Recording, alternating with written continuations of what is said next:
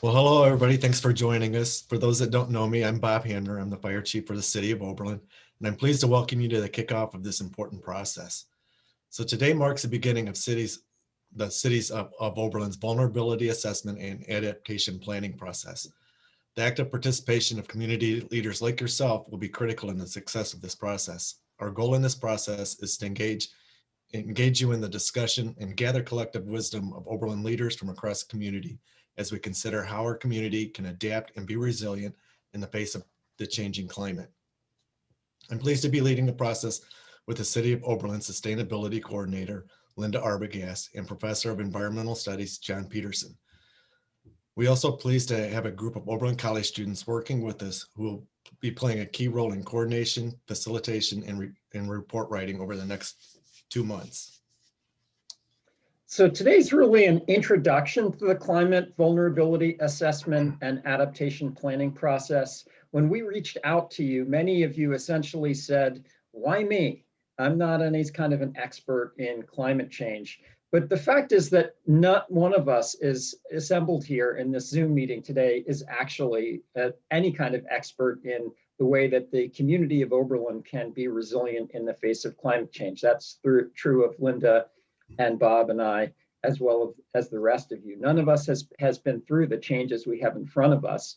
And the premise of what we're going to be working on today, starting today, is that the shared community knowledge, wisdom, and planning of the group that we've assembled can really empower the Oberlin community to be prepared and to be resilient in the face of a changing climate.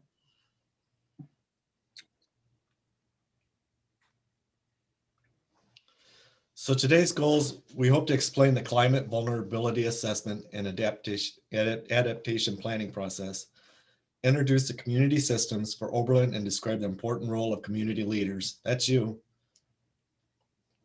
and introduce some of the key local climate hazards predicted for Oberlin.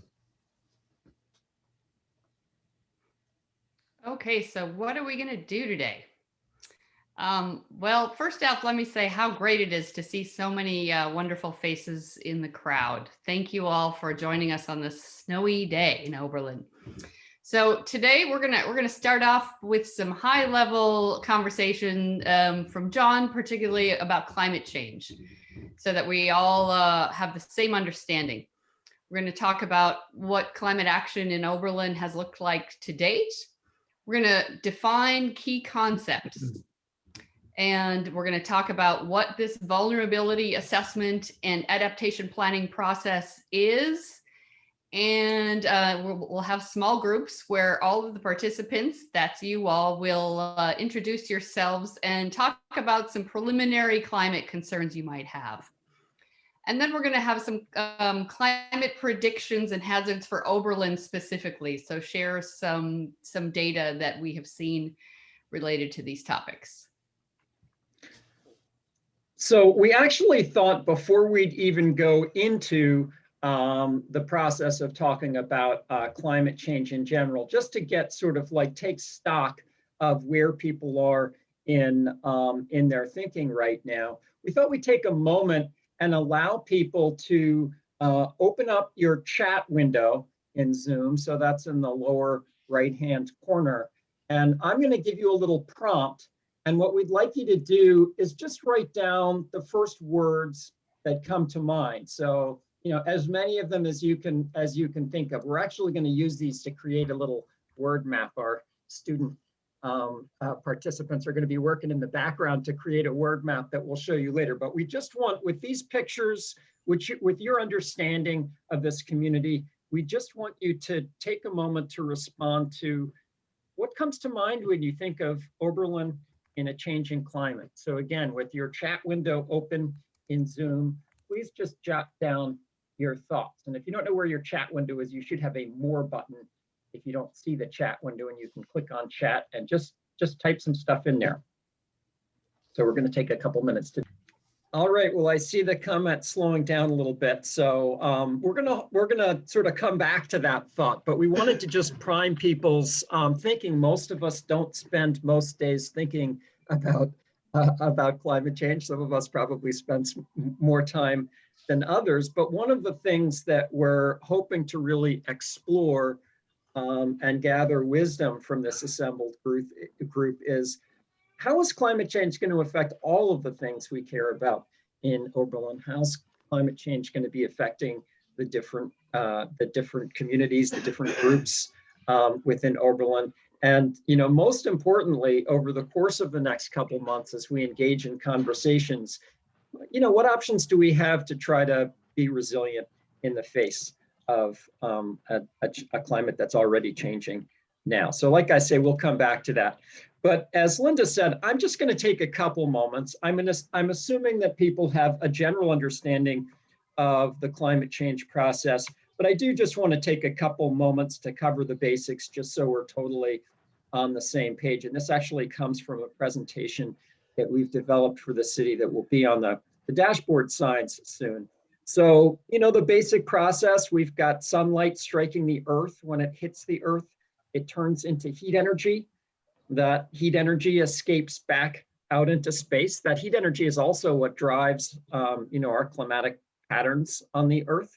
It's partly why Texas is experiencing the extreme cold conditions now, is because the heating of the earth, ironically, sometimes pushes cold masses of air places where they don't normally go.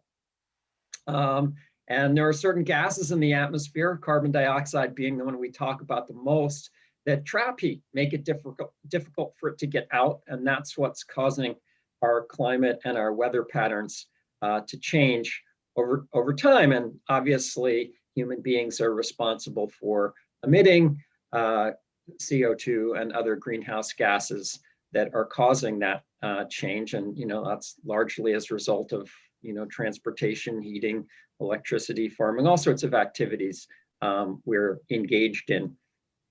As I think everyone is quite aware, the annual CO2 emissions in the world have continued to increase dramatically over the last century. You can sort of split out, the kind of who's responsible in a number of different ways. This graph happens to be by country, but you could talk about it by different sectors: electrical, transportation, agriculture, et cetera. But the big take-home point in this is we are continuing to emit greenhouse gases into the atmosphere, and obviously important that we address that issue of what's causing climate change. But if we look at big averages of climate, the pattern has been very clear since the 1980s. It's been very clear that our climate is already changing, and so this is kind of a fairly often shown graph. This one happens to be of August temperature anomalies, but they're showing temperatures in August averaged over the Earth relative to a sort of average condition. And as we all know, temperature's been going up on a global level. So from a global perspective, there's been a clear scientific consensus for many decades about what's going on and ultimately who's responsible for what's going on. So I'm going to turn things over to Bob for a minute here. Thanks, John. As the graphs John just showed illustrate, climate change is obviously a global scale problem. But as this cartoon makes it clear, it's a problem that requires planning and actions at all levels. U.S. participation in international agreements, such as the 2015 Paris Accord, are critical. But ultimately, all communities face the impact of climate change that is already underway at the local level. We can see that down in Texas, as John had mentioned. A plan is a proposal for doing something or achieving something. So that's what we're hoping to do today, is come up with a plan and start progressing towards achieving. There are really only two options for positive climate action. One is mitigation. This is reducing the causes of climate change, reducing emissions, and removing CO2 from the atmosphere. And two is adaptation. We anticipate the impacts that are taking place and actions to prevent or minimize any damage from those. Linda? So mitigation and adaptations. There are a range of positive actions that communities, organizations, and even individuals can take to accomplish both of these things. Many of these actions accomplish both at the same time, and the city of Oberlin has been a leader in climate action.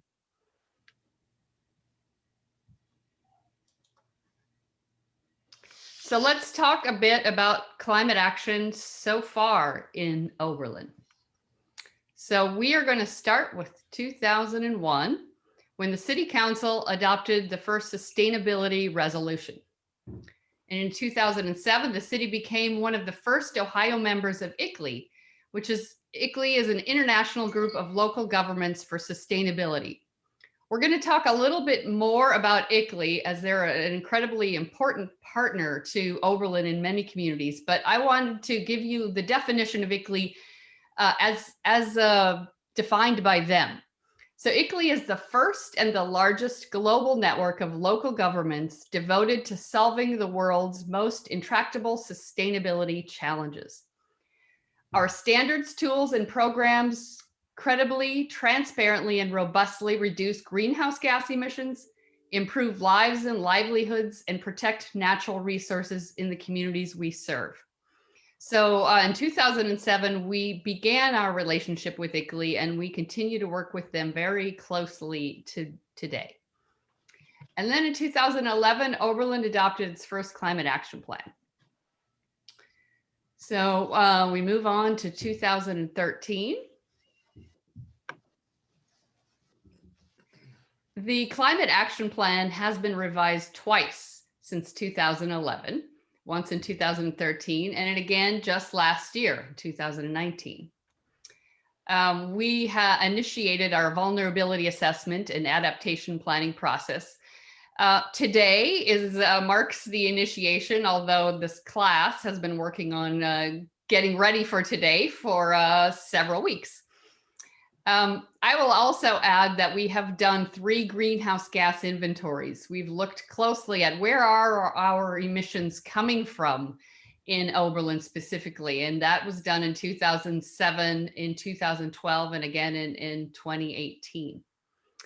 And lastly, continue implementing mitigation and adaptation strategies. This is an ongoing process, and we're all in it together. So what you see a picture of here is our climate action plan that was adopted in 2019. It's a 5-year plan. We have committed as a community to become climate positive by 2050. At the end of this 65-page document are goals that we plan to implement in the next 5 years. Because it's my job, I know there are 113 of those goals. We have some funding for this, thankfully, through the Sustainable Reserve Fund. This is money that has been set aside particularly to implement this climate action plan. Many community members, individuals, groups, institutions have submitted proposals to help us implement this climate action plan and ask for funding through the Sustainable Reserve Fund, and that's precisely what it's there for. The climate action plan, as it is right now, has an emphasis on mitigation. How can we reduce carbon emissions in our community? But there is a chapter on adaptation and resilience. At this point, that chapter is very small, but we cannot wait any longer. We know that the impacts are headed our way. They're already starting, and we need to begin the planning process. Oh, we don't yet have a word cloud. We're going to come back to this this slide later. Our students are still working on that word cloud. All right, so let's move on for a second. So in our agenda, our next stage is to kind of talk about some of the key concepts that are important to understanding the process of vulnerability assessments and climate adaptation. Obviously, the city has a good deal to be proud of, but as Linda's saying, we have quite a bit of work to do on this process of vulnerability assessments and climate action planning. So the terms I'm going to throw in front of you are terms that I know everyone is already familiar with, but they have particular meaning when we talk about the process of climate adaptation and vulnerability assessment. So we've talked a little bit about the city's climate action plan and about this distinction between mitigation, the process of reducing the impact of climate change, and adaptation, the process of actually trying to address the fact that there's a lot of climate change in the pipeline. Again, I think most of the terms up here are terms you're familiar with, but they have particular meaning in the context of the process we're engaging in now. So I want to take a little bit of time just to make sure we're kind of on the same page in our understanding of these terms as they relate to what we're doing moving forward. So a term that I'm sure everyone is quite familiar with is sustainability. This is a concept that first was sort of widely introduced into the public lexicon in the late 1980s as a result of the United Nations report on sustainable development that defines sustainable development as development that meets the needs of the present without compromising the ability of future generations to meet their own needs. And I'm sure many of us have heard that particular definition before. I think when the normal public thinks of sustainability, though, oftentimes they think about things that are particularly related to the environment. This is sort of a word cloud of kind of, what people think of when they hear the word sustainability. And you see a lot of terms that have to do with, energy, efficiency, nature, the environment, ecology, etc. For those of us who are engaged in the field of environmental studies, we tend to think of a kind of Venn diagram when we think about sustainability that has three co-equal dimensions to it. An economic dimension. In order for something to be sustainable, it has to be economically viable over the long haul.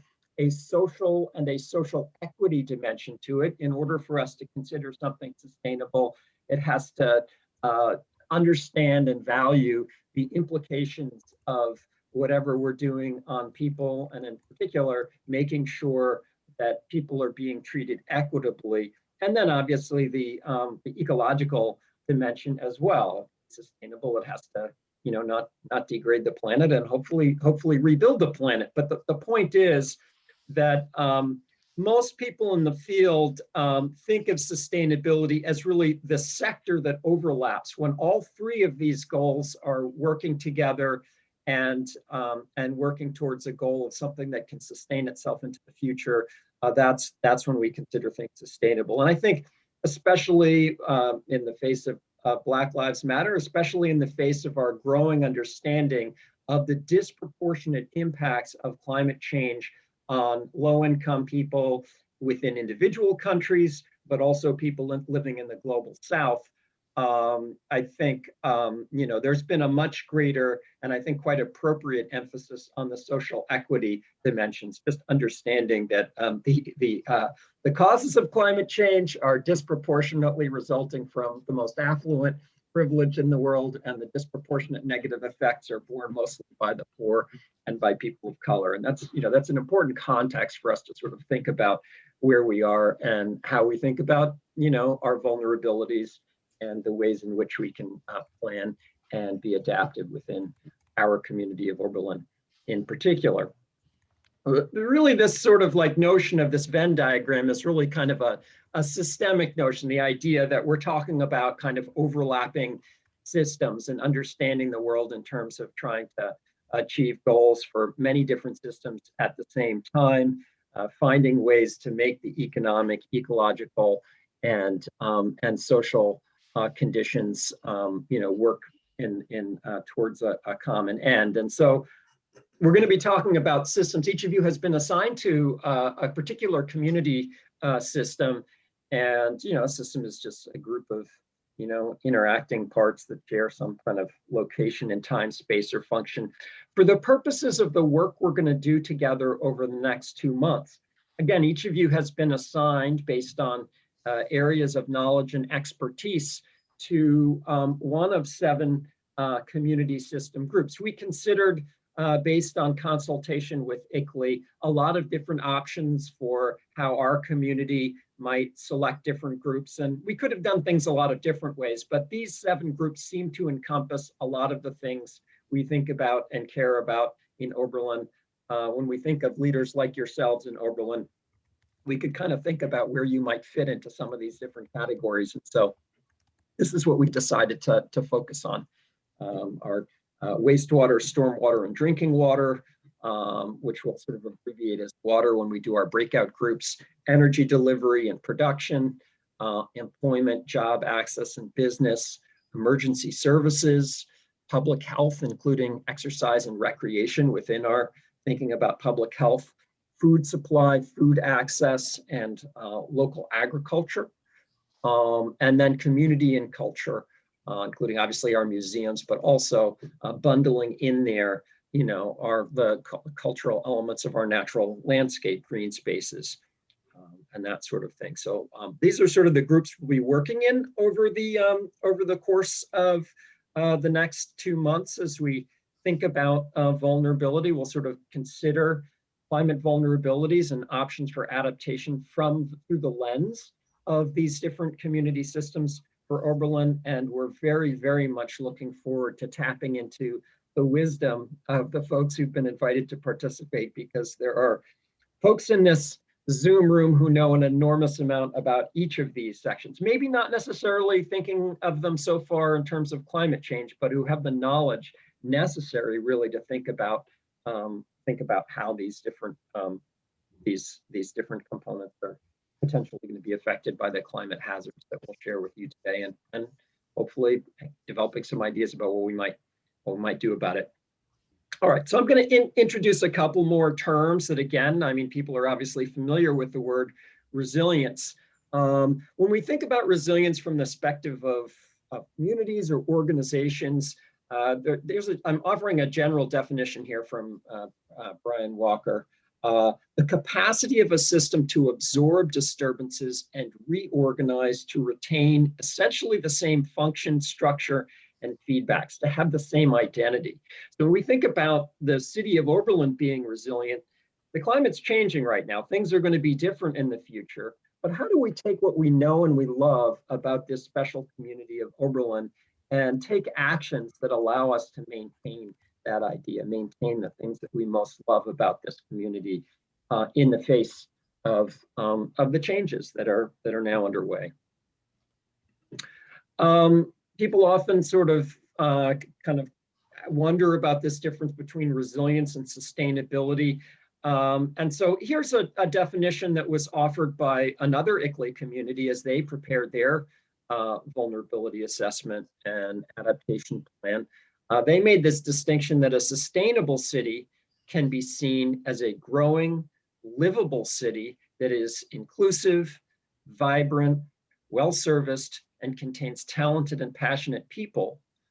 And a resilient city is one that stays that way over time as climate begins to impact it. So that's one helpful way of sort of thinking about these things. Again, you can think about these things from a number of different perspectives, but we found that to be helpful. And I will mention, we're going to draw a lot on the work of a small community, about twice the size of Oberlin in New York, New Paltz, New York, which this last year underwent a vulnerability assessment and adaptation planning process together with ICLEI. So we're really kind of looking at them as a model. And I believe we shared with you a report from them, which, if you want to take a look at it, it's kind of like a model of, at least we want to create kind of a draft of the kind of thing that they did over the next couple months. So that's why I put that up too. Okay. So a couple important additional concepts, adaptation. So when we talk about adaptation in the context of thinking about climate or other hazards we might face, we're talking about adjustments or preparation of natural or human systems to a new or changing environment, which moderates harm or exploits beneficial opportunities. So that's what we're thinking of when we use adaptation in the context of climate adaptation. And there's another related term that's going to be important to us, and that is adaptive capacity. So adaptive capacity is the ability of a system. So think of those different 7 different systems we talked about for Oberlin. The adaptive capacity of one of those systems is its ability to adjust to climate change. including the variability, the extremes, to moderate the potential damages, to take advantage of opportunities, or to cope with the consequences. And so when we talk about adaptive planning, we're talking about trying to enhance the adaptive capacity of Oberlin for each of those systems. And we really want to tap into your wisdom and ideas for how we might go about doing that. Okay, another term to talk about is climate hazards. A climate hazard is an extreme climate event or a set of events that have the potential to negatively impact important systems. So things like storms, droughts, floods, extreme temperature, extreme wind. In our case, we're less worried about sea level rise, but all of these things that might impact a local environment. And what you can see in the graph on the left here is, kind of a map of, major climate hazards and how some of them differ in different parts of the United States.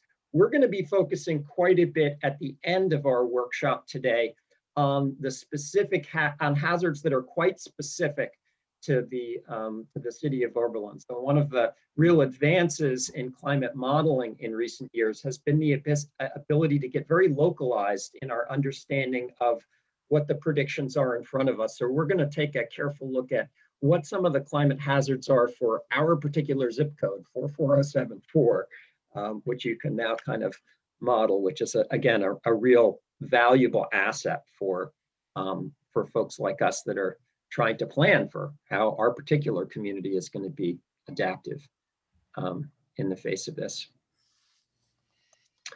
So when we were going through this process, we had a list of climate changes that could affect our area. So we sat down and we took a look at it, and we came up with 6 of them for consideration. The U.S. National Climate Assessment identified a number of likely climate hazards that are specific to our region. And those 6 are what we're going to be focused on in our planning process. One is the changed seasonal patterns. Those are the patterns we're seeing reoccurring over the time and how they're changing. The extreme hot days, extreme winter conditions, flash or surface flooding, vector-borne or other diseases, and then severe winds. So those are the 6 that we're going to look at. One more concept I want to introduce here, which is climate vulnerability. So climate vulnerability is kind of the opposite of adaptive capacity in some ways. It's the degree to which a system is susceptible to or unable to cope with adverse effects of climate change. And the vulnerability of a particular system is kind of a function of the character, the magnitude, and the rate of the climate hazard that it's exposed to, but also the sensitivity and adaptive capacity of that particular system. Again, a lot of jargon here, but it actually turns out to be pretty useful jargon when we start to have conversations about these different systems that we're going to be looking at. This is like one conceptualization that ICLEI has offered in sort of thinking about how a lot of these terms fit together with each other. Again, climate hazards are sort of the actual natural physical events and changing seasons, all of those things that we're sort of responding to.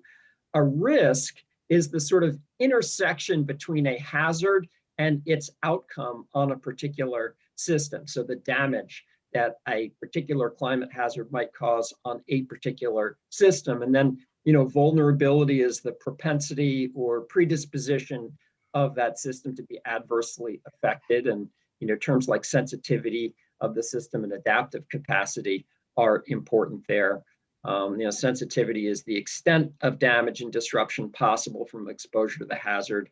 And as we've talked about, adaptive capacity is the sort of combination of strengths, attributes, and resources available that can be used to adapt to the increasing intensity. So again, a lot of terminology here. A lot of it you're already familiar with, but it has particular meanings in these contexts of kind of beginning to understand vulnerabilities and plan our adaptation process.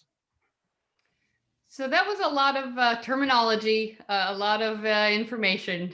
What's the point of it? What are we doing with this? So what is our goal here of adaptation planning? Well, climate impacts are headed our way. The next 30 years of weather events will occur whether we reduce emissions or not. But without adaptation planning, these events will hit hard in a variety of ways. But if we prepare for them in advance, we have the opportunity to minimize the impact of these events, especially to those who are most vulnerable in our community.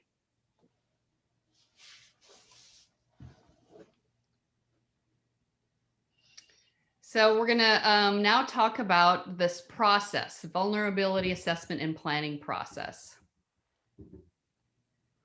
So ICLEI, I mentioned them earlier on. They are a group. ICLEI is an acronym, but it's in German, so that's why we don't define it. But in English, it's Local Governments for Sustainability. ICLEI is a global network of more than 1,750 local and regional governments committed to sustainable urban development, active in over 100 countries.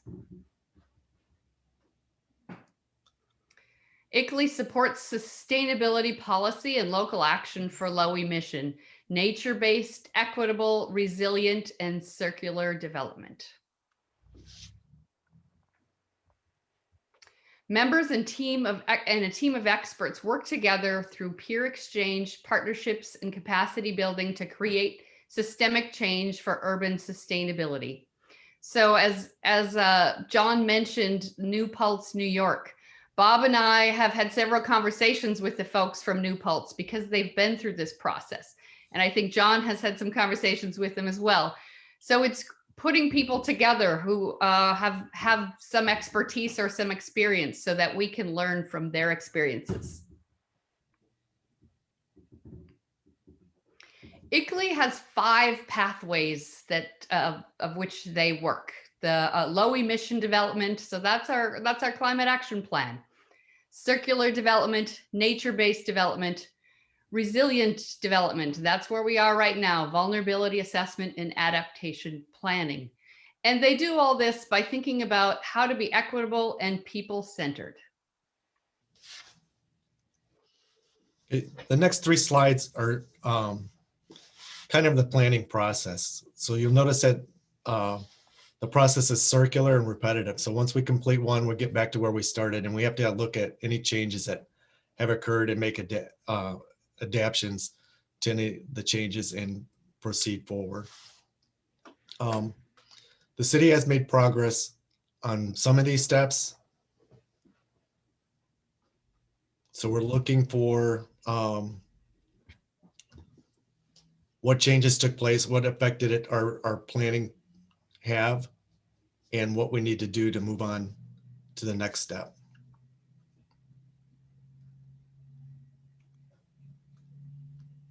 Okay. The purpose is addressing the inevitable impact of climate change, protecting the vulnerable communities, combating social inequity, safeguarding what's important, making smarter, risk-informed investments,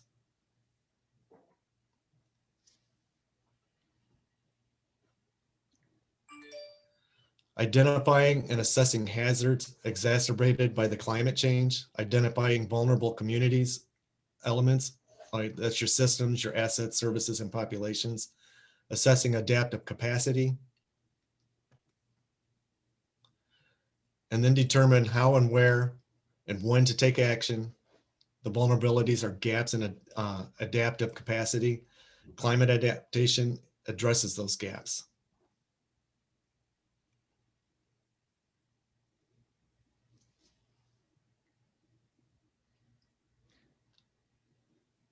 Linda, I think you're up.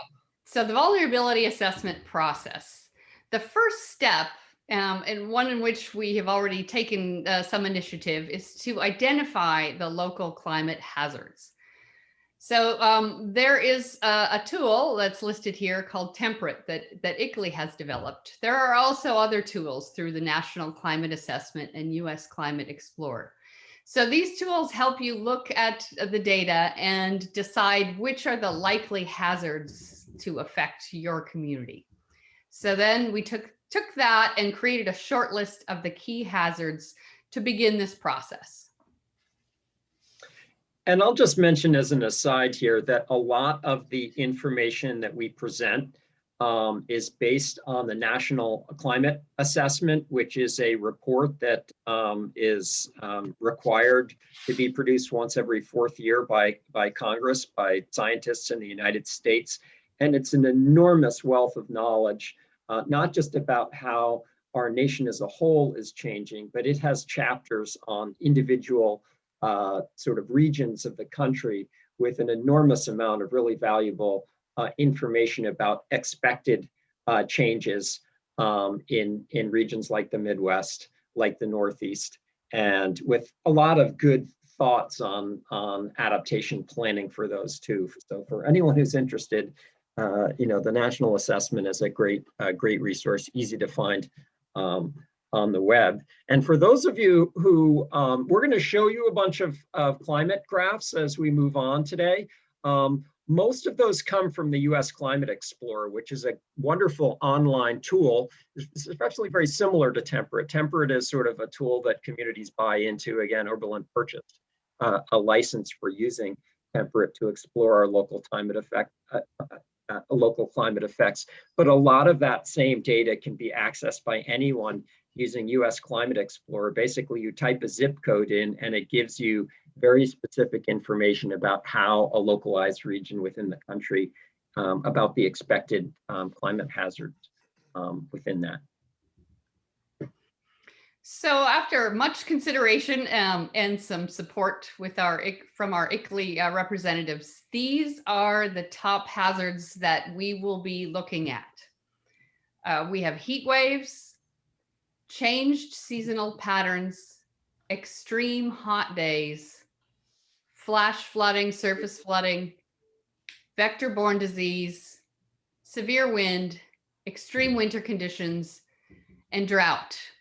And obviously there were a lot of hazards to consider, and there are likely more that will have impacts, but our hope is that we picked the ones that will have the greatest impact.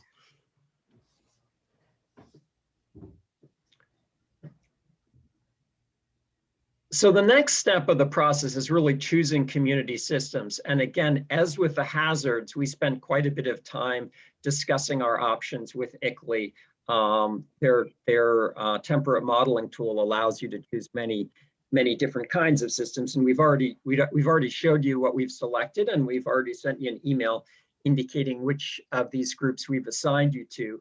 But we felt that these 7 encompassed many of the important dimensions of things we need to address within this community. Obviously, there are some that are not explicitly addressed, like schools, for instance, which are obviously critical to our community, but we're thinking that they can be fit in within community and culture and things like that. So we're looking at these groups as inclusive of whatever members of this participants think is important. So anything you think is important, we're hoping we can think about that within the context of these 7 somewhat arbitrarily selected systems, but again, ones that seem very relevant to our own community.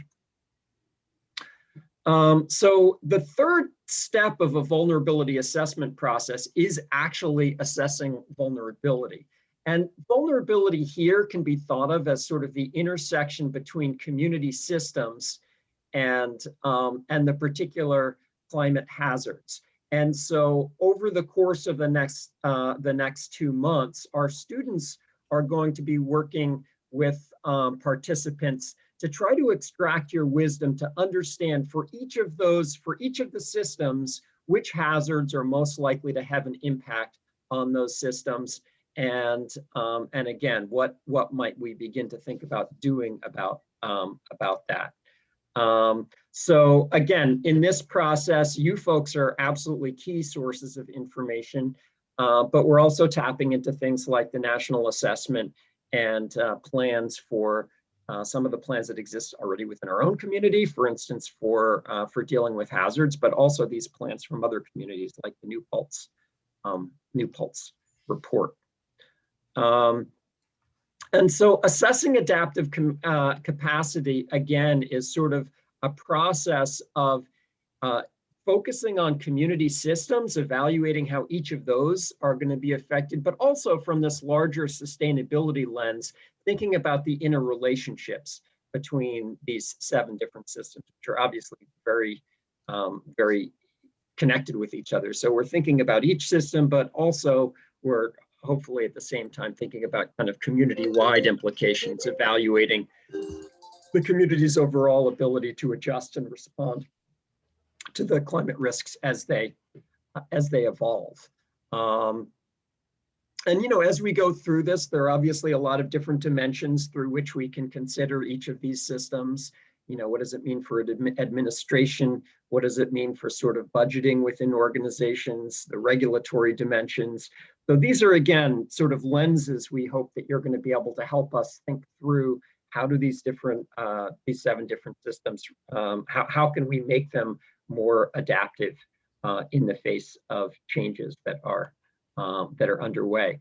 This is kind of an example of, I don't know, kind of the matrix of things we're hoping groups will think about. So if you're in the water group, for instance, there are certain climate hazards, which certain of those climate hazards we've identified, which are particularly relevant for your group to think about it. If you're in the water group, you're probably going to think about the changing seasonal patterns of precipitation, extreme winter conditions. Obviously, flash surface flooding is going to be important.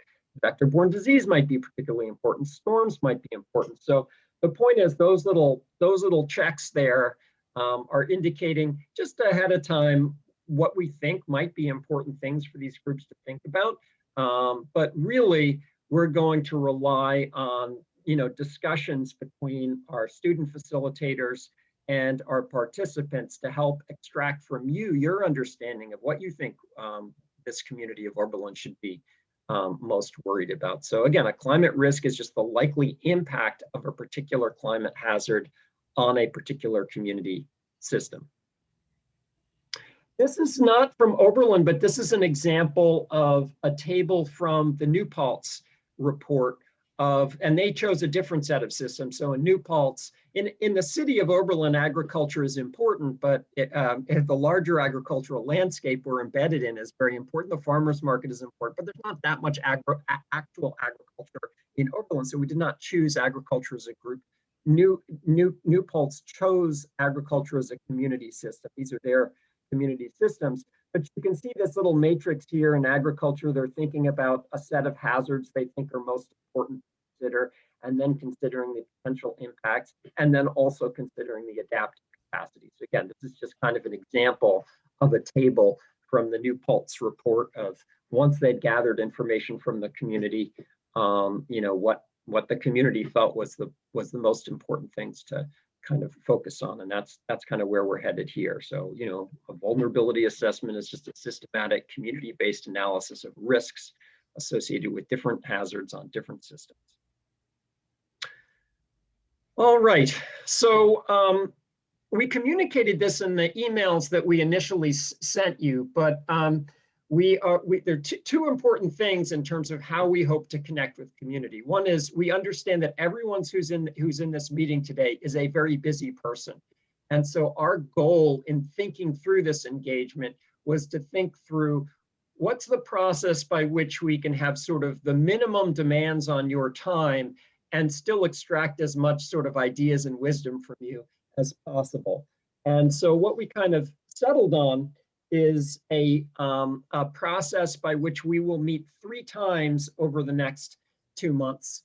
Today is that first meeting where we're trying to give you a lot of information, explain the process, begin to give you a sense of some of the hazards that we should be thinking about.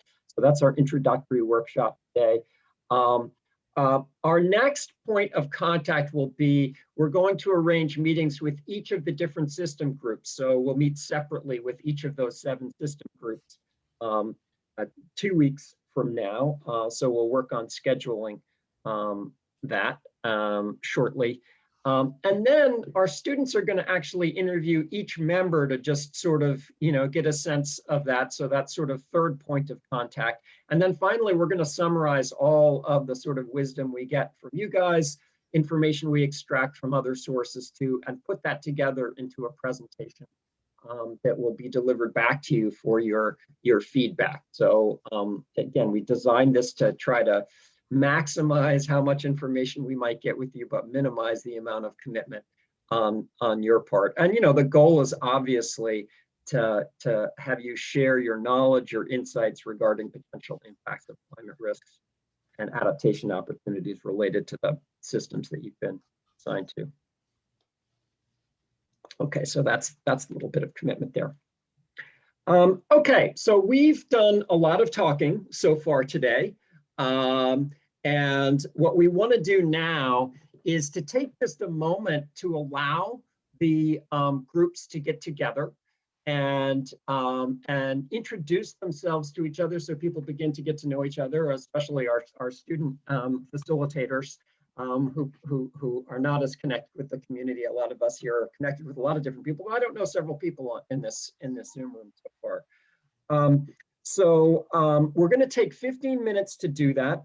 What I'm going to do in a moment is I sent out to you in an email the groups that you were assigned to, but I'm quickly just going to shuffle through those so that if you don't remember what group you were assigned to, I want to put that in front of you. And then we're going to open up some breakout groups and ask you to go into those groups and do a quick introduction and say something about a climate concern. We'll put up some prompts in front of you on that in a moment. Yeah, so again, the overall groups, these are the 7 groups, and I'll just quickly go through each of them with the names of participants. So just make sure you remember what group you're in. And remember we put a one-word title on the end of these. So remember which of these breakout rooms are filled with these simple words here. And once you're in those groups, you're going to be asked to consider what role do you play in the community in connection with the community system group that you've been assigned to, and what is one climate concern that you have that relates to this system. Okay, so here's our water group. So if you're in the water group, you should see your name there. Bridget Kahn is going to be facilitating that group, and Marina is going to be a note taker for that group. This is the energy group. So mark your name there again. Leo's going to be facilitator and Phoebe's going to be note taker for that group. This is our employment, job access, and business group, or jobs group. Justin's going to be our facilitator, and Miriam and Jane. Actually, Jane's going to be in a different group today. Oh no, Jane is going to be in this group, are going to be note takers. This is the emergency services group. And Emily will be note taking, and Ian will be facilitating.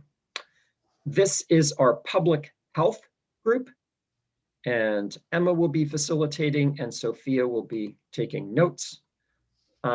This is our food group, and Taylor will be facilitating, and Claire will be taking notes. This is our culture group, and Elizabeth will be facilitating, and Max will be taking notes in that group. Okay, so for those of you who are less familiar with Zoom, in a moment, when I open the breakout groups, you will be faced with an interface that looks something like this. And so based on the group that you're assigned to, if you're in energy, you're going to want to click this button over on the right here. If you click energy, nothing will happen. You have to actually click the join button on the right, and then you will enter into that room, and our student facilitator will begin the process as soon as people are in that room. But again, it's pretty simple. We're looking to very quickly go around, do a popcorn round the group, and get a sense of what roles you play related to the system, and what's one climate concern you have. We have a limited period of time. We're going to be back out here in let's make it more like 15 minutes. And so I'm going to go ahead and start these breakout rooms as soon as I can figure out how to do that. Welcome back, everyone. I popped in on a couple of conversations. Seemed like there was some real interesting stuff going on there. And hopefully that's sort of the beginning of our sort of next phase of this process, when we spend a lot more time listening than talking. But to kind of wrap up today's presentation, we want to make sure that we tell you a little bit about what we know about the future for climate, and share with you some information about that, and begin to get our heads wrapped around hazards. Can everyone see my screen right now? I just want to make sure I'm effectively sharing. Yes, you guys are good on that? Okay, great. So we want to talk a little bit about the future of Oberlin. And I definitely do not want to get into, nor am I a great expert in sort of, the simulation models used for climate, but just so we all have this understanding about where our future predictions come from, there are scientists all over the world who run these global circulation models that consider, the changing atmosphere, oceans, land surface, and ice, and use that to construct increasingly sophisticated models that allow us to predict the future with a degree of uncertainty, but they run many, many different models. There's not a single model. And the reason it's important to mention this is because the only way we understand the future we have in front of us is these climate models. They are basically our sole source of information for understanding the future, and they've been getting increasingly sophisticated over time. And so, they're kind of like our tools that we use for understanding the future and planning for that future. And there are, a lot of trusted parties involved in these. I mentioned the National Assessment, that's US scientists, but the Intergovernmental Panel on Climate Change, or the IPCC, is also one of the principal parties sort of using and conducting peer review of these models. Again, not to get into a lot of details on this, but obviously, as we think about the future, the great uncertainty is what human beings are actually going to do. And so they run many different simulations with differing assumptions about what humans might do in terms of the mitigation side of the equation. For the purposes of simplifying our world here, we're just going to consider two of the many scenarios they run. And they call these things representative concentration pathways, or RCPs. So over on the right here, you see different RCPs, and the term radiative forcing, that's sort of a measure of how much radiation is being trapped on Earth in these different scenarios, and that's going to affect the climate. Not important that you understand that, but the point is we're going to be looking at a lower emission scenario. The assumptions in the models run for lower emissions scenarios are that the globe as a whole begins to really control heat trapping gases, stabilize them by 2040, and then we dramatically reduce them in the atmosphere. So that's kind of like a best case scenario of what we do, is the lower emissions scenario. The higher emission scenario basically assumes that we do not solve this problem and we continue to emit a lot of heat trapping gases through 2100. So it's sort of the doomsday scenario. But those are the two sort of outliers which we're going to think about as we go through models. The neat thing is, as I mentioned earlier, that a lot of work has recently gone into taking these models, sort of global scale models that work in fairly large grid scale sizes, so over pretty large areas, and apply techniques to downscale those so that we can actually predict much more local climate effects. And so we are today, for the rest of our time together, going to be looking at some very localized graphs of what's predicted for the 4407 zip code that we reside in here. All right, so just to kind of get ourselves situated around what the future is like in terms of overall temperature in the United States before we start talking about Oberlin, what you're looking at in this first graph here is the historical data from 1981 to 2010. So this is sort of what temperature bands look like in the United States. Looks something like the agriculture maps that we get for agriculture zones.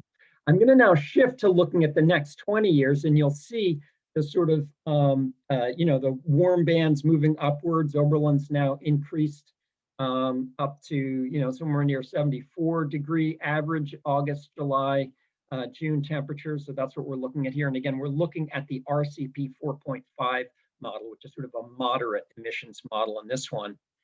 And then as we move forward towards mid-century, moving up above that temperature level, and then finally, as we move towards the end of the century, Oberlin is looking a whole lot more like, you know, the southern states looked by that point. Again, this is under a immediate scenario.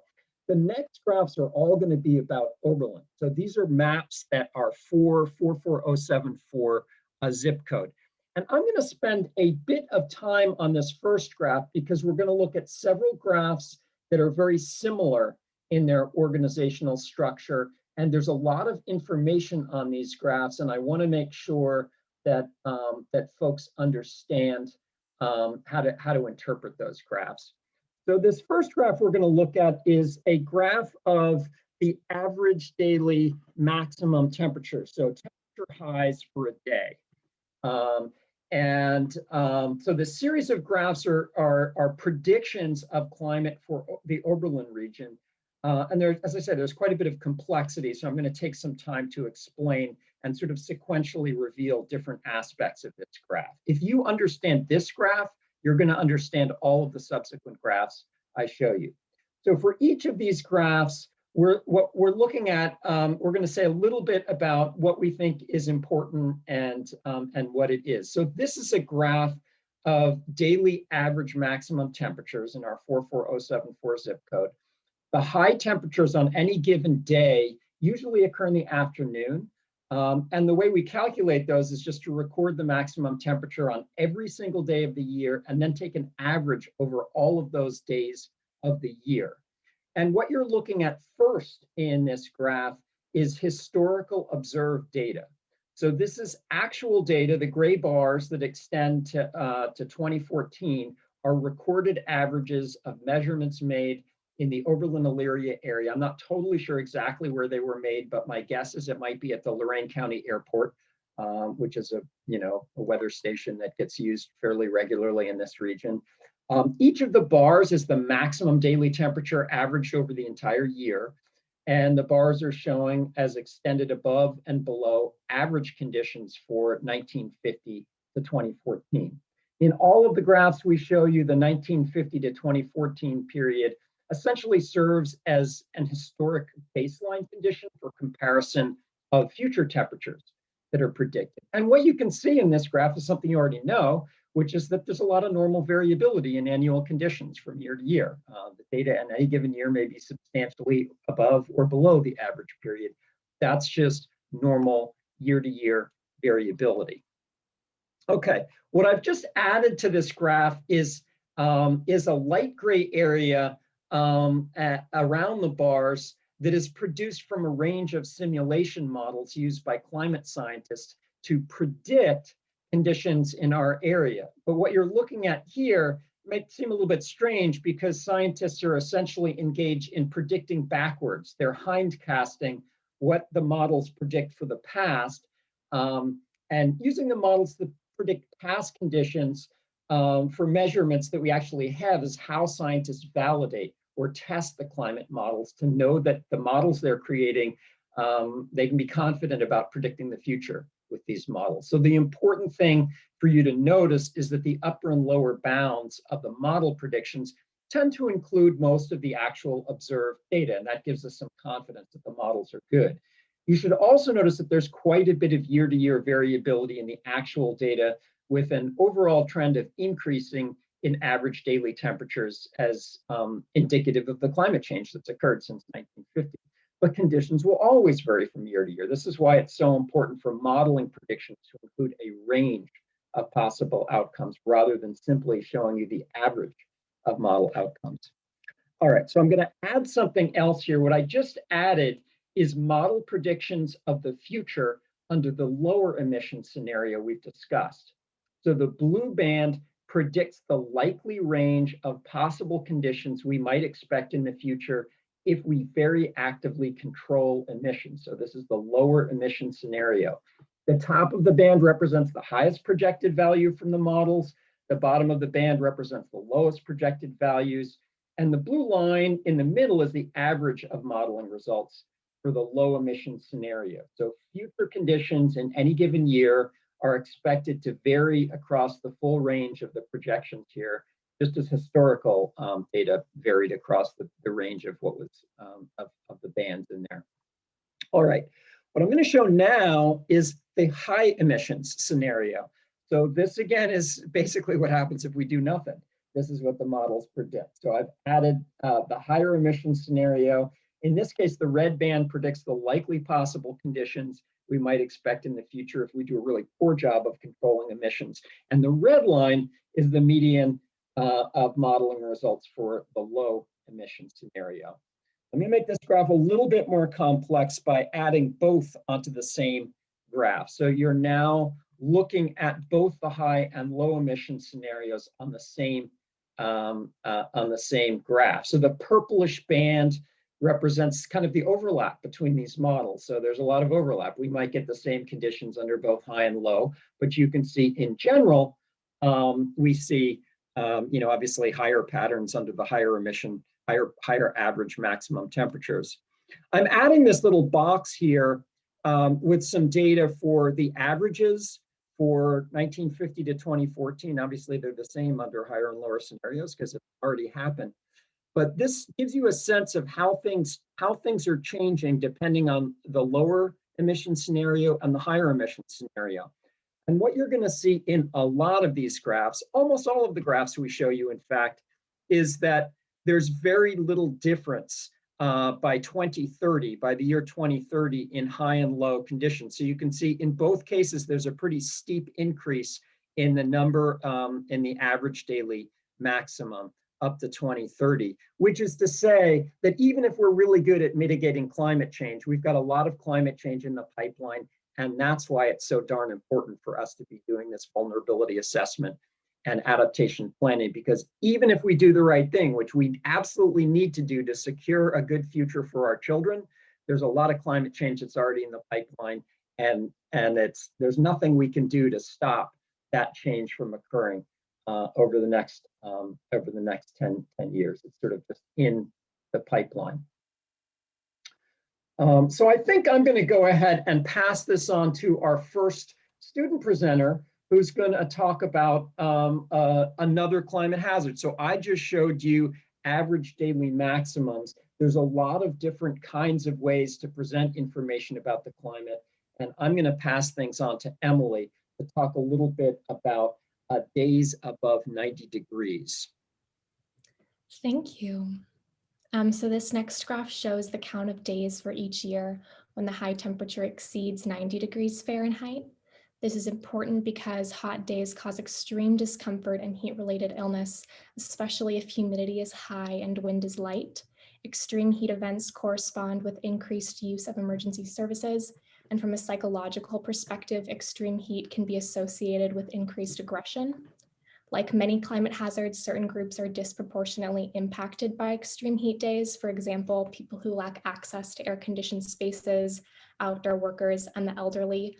Hot days also stress plants, animals, and infrastructure such as electric lines and roads, and increased demand for electricity to cool homes and businesses also stresses energy supply. A couple of things to notice, as with the previous graph that John showed, higher and lower emissions projections are essentially identical from now until 2030, so we should be anticipating this increase in extremely hot days either way. Beyond 2030, we need to plan for a continued increase in extremely hot days, but the low emission scenario is obviously a much more desirable trajectory. And now I'm going to pass it off to Jane to talk about local climate impacts on low temperatures. So this graph shows the total number of days per year when the temperature dips below 32 degrees Fahrenheit, which is an indicator of how often cold days occur. This graph is important because some plants require a cumulative number of days below freezing before they can begin budding or blooming in the spring.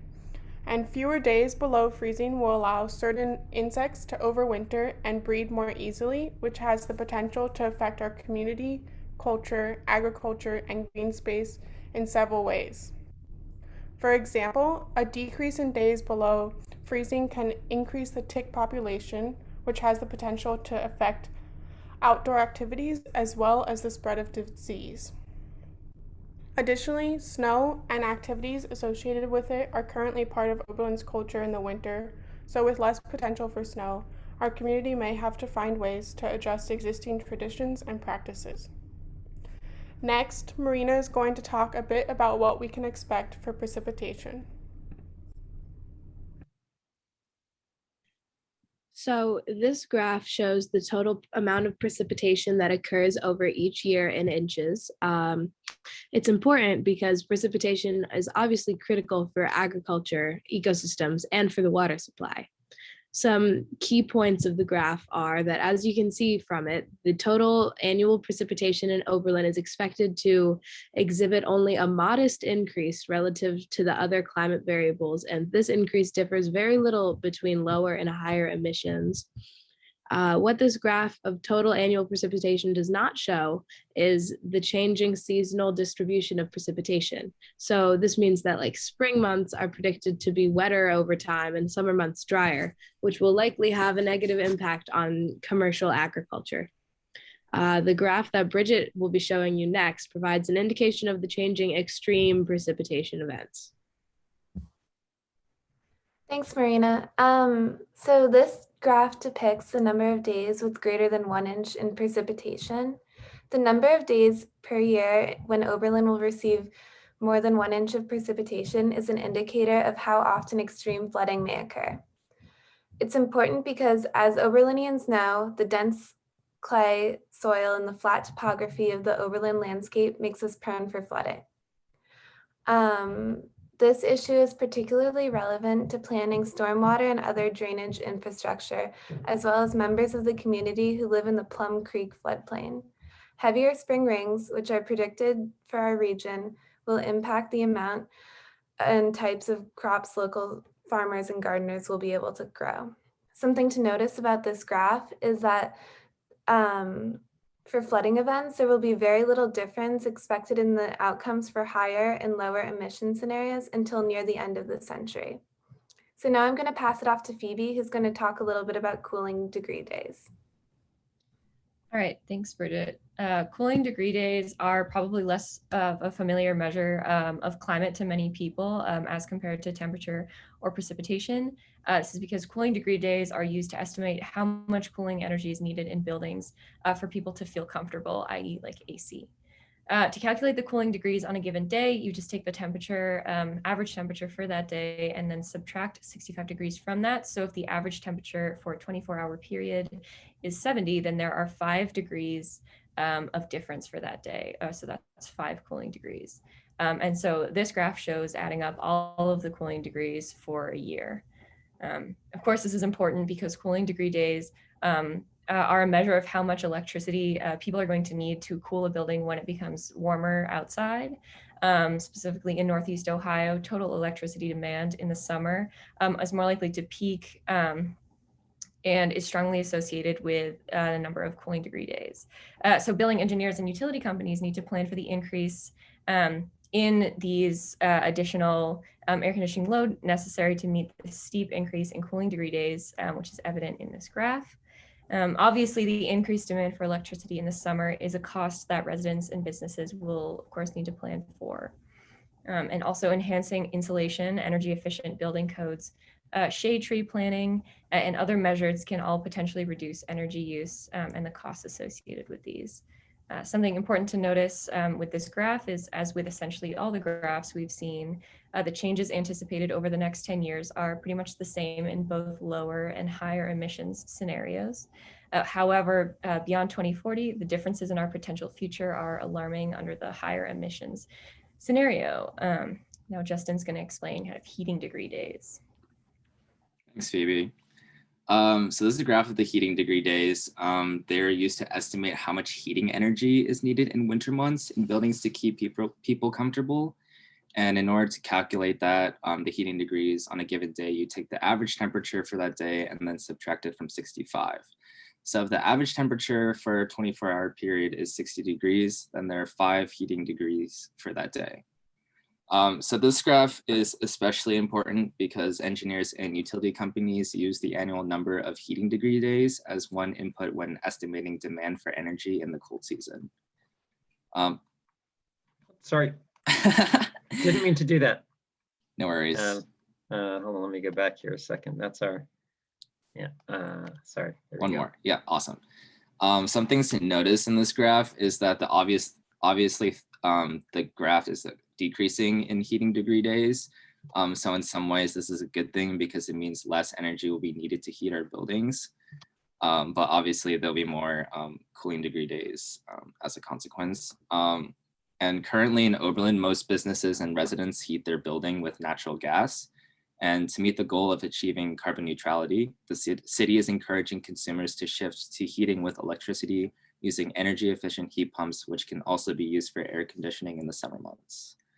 Now I'm gonna popcorn it to Claire, who's gonna be talking about growing degree days. So this will be our last graph, and we really will be wrapping up in a couple of minutes. So if you're able to stick around, that's great. If you need to go to your next thing, that's fine. We'll be getting back to you. But, you go.